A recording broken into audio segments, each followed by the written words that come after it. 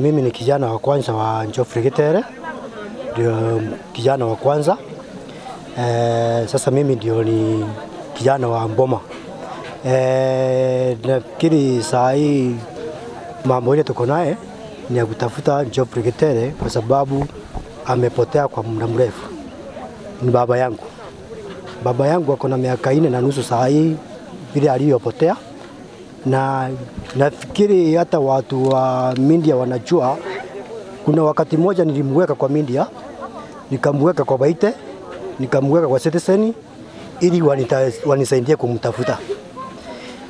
Tukamtafuta miaka 4 hatujawahi mpata. Tukaenda kwa mochari tukamtafuta kila mochari, hakuna mochari ambaye hatujawahi ingia, hatujawahi mpata. Sasa ilipofika sasa hiyo tukasahau.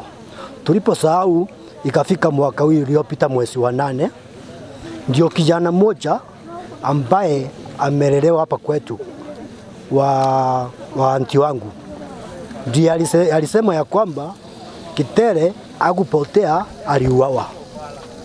Sasa kuna watu ambaye aliambia, alipowaambia hao watu nao watakuja wakatuambia. Sasa walipotuambia tukiwa family tukachukua hatua ya kutafuta yule mtu ambaye walimuua na kumsika. Sasa ndio tukajaribu kumuuliza, akatuambia wale walimuua na wakamsika.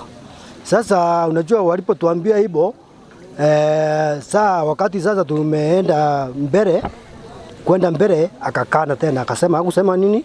Hakusema hivyo. Sasa unajua sisi tukiwa familia tukachukua hatua, tukaenda kwa DCI, tukaripoti. Tuliporipoti kutoka mwezi wa 8 tukafuatana na hiyo mambo mpaka ikaenda hata kotini. Ilipoenda kotini tukapatiwa court order, tukaambiwa tukuje tuonyeshane mahali ambapo alisikwa. Sasa ndio maana kwa sababu ni muda mrefu ndio unaona ya kwamba saa hii tunamtafuta kila mahali, kwa sababu aliposikwa hapo hiyo kijana alituambia hata ndisi ilipandwa wapi, ilipandwa hapo. Sasa ndio unaona kwamba saa hii hatusemi hapo kwenyewe kwa sababu hiyo ni miaka 4.5. Unajua miaka 4.5 ni mbali na hatukuwa tunajua kama hapo ndio ambaye alisikwa. Sasa ndio maana na kwamba ndio unaona ya kwamba tulipotafuta vijana siku ya leo vijana walisindwa. Tukaona hatua ni tutafute hiyo dokta ipate kutusukulia ili tupate kuona ya kwamba baba yetu tumempata. Alipotea siku ilikuwa ya Friday. Na ni Sunday alikuwa anasema alipotea, asubuhi akasema alipotea. Sasa watoto wa hapa wakakuja kwangu kuniambia mtoto alipotea, mzee wako alipotea, tuende tukamtafute. Nilikuwa naenda kwa kanisa. Sasa tukaendelea na kuenda kumtafuta. Step mother saa hii kuna mzee mwingine wanakaa naye kwa hapo.